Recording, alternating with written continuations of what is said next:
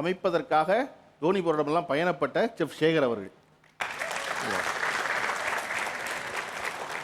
நீங்கள் முதல்ல தோனிக்கு சமைக்க போன நாள் எது? எந்த நாள் ஞாபகம் இருக்கு உங்களுக்கு?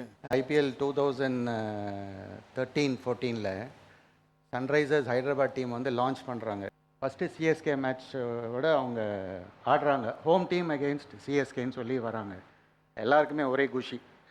இருக்கிறது ஹைதராபாத், ஆனால் சென்னை வருது அப்படின்னு சொன்னோன்னே நம்ம மண்ணு பாசத்தில் ஆமாம் நம்மளாலே வர்றாங்க நம்மால் வராங்க அப்படின்னு சொல்லிட்டு. ஓகே, தோனி வராருன்னா எங்களுக்கு ஒரு பெரிய சேலஞ்ச் என்னென்னா பால் ஏற்பாடு பண்ணுறது, பசும்பால் ஏற்பாடு.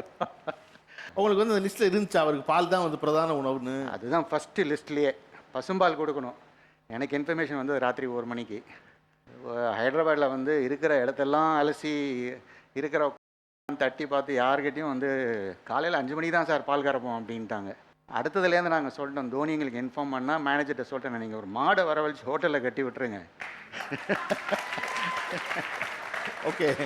அப்போ அந்த மாதிரி வரப்போ பார்த்தீங்கன்னா டைம் எல்லாம் இருக்காது. நம்மளுக்கு பிடிச்சவர் வராரு அப்படின்னு சொன்னால் அது கறக்காத மாடாக இருந்தாலும் கூப்பிட்டு வாயா வந்து பாலை கறந்து கூட, எனக்கு முதல்ல எனக்கு பால் வேணும், ஒரு 2 லிட்டர் பால். அந்த மாதிரி டீம் ஃபிசியோ வந்து சொல்லுவாங்க, இவங்களுக்கு இந்தந்த டயட் ரெஸ்ட்ரிக்ஷன்ஸ் இதெல்லாம் இருக்குது, இப்படி தான் கொடுக்கணும் அப்படின்னு சொல்லிட்டு. ஸோ அந்த டயட் சார்ட்டை பேஸ் பண்ணி இவங்களுக்கு பிடிச்சதையும் பிளான் பண்ணி தான் அதுக்கப்புறம் மெனுவை பிளான் பண்ணுவோம். நம்ம டயட் சார்ட் வந்து பார்த்திங்கன்னா மேட்ச்சுக்கு முன்னாடி ரொம்ப பாவமாக இருக்கும், ஒன்றும் சாப்பிட விட மாட்டாங்க.